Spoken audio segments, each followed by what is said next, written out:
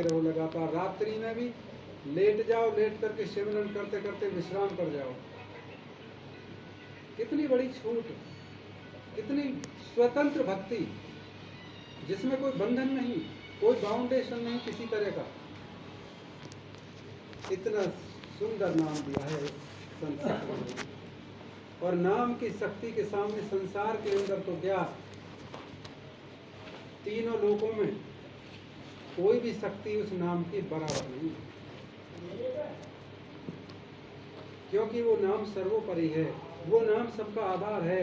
33 करोड़ देवी देवता, भूत प्रेत किन्नर गंधर्व मनुष्य, सबका पिता है वो नाम, सबका आधार है वो नाम। उस नाम का हमारे महापुरुषों ने जप बताया। राधा श्याम प्रेम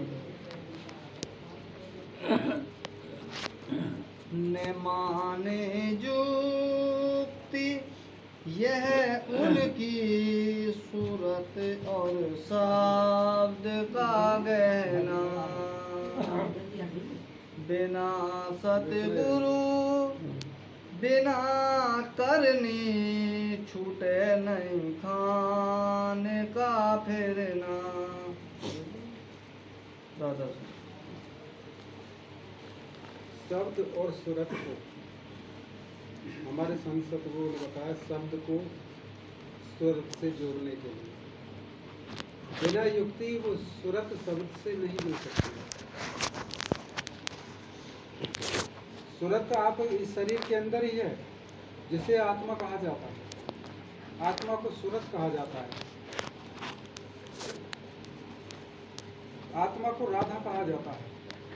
स्वामी शब्द को कहा जाता है। स्वामी गुरु को कहा जाता है। आत्मा को शिष्य कहा जाता है। आत्मा को सुरत भी कहा जाता है।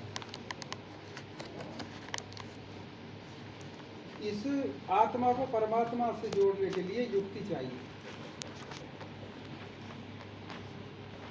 शब्द को ग्रहण जब करेगा आत्मा, जब उसी युक्ति के अनुसार ध्यान अवस्था में प्रवेश करोगे, जब अभ्यास में बैठ करके उसमें ध्यान में स्थित होगे, तो धीरे धीरे आपका जो चेतना है, आपका जो रूह है, ये अपनी ऊपरी मंडल के लिए यात्रा शुरू कर देगा और धीरे धीरे शब्द से जुड़ना शुरू हो जाएगा।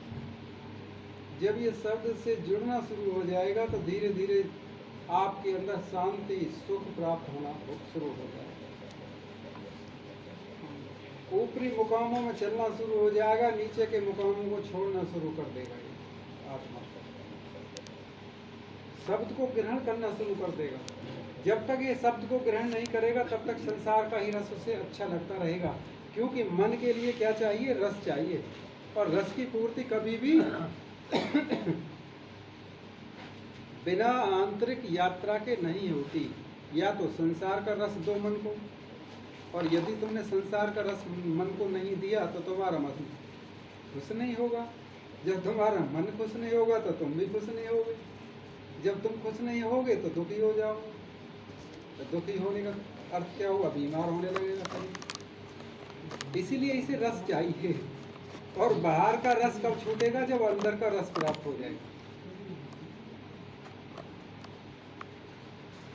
तो शब्द को ग्रहण करेगा, ये उस सौंदर्य को प्राप्त करेगा, उस शक्ति को प्राप्त करेगा, उस माधुर्य को प्राप्त करेगा, उस हद अनहद को प्राप्त करेगा जो आपके शरीर के अंदर ही मौजूद है। और ये बिना युक्ति के कभी सफल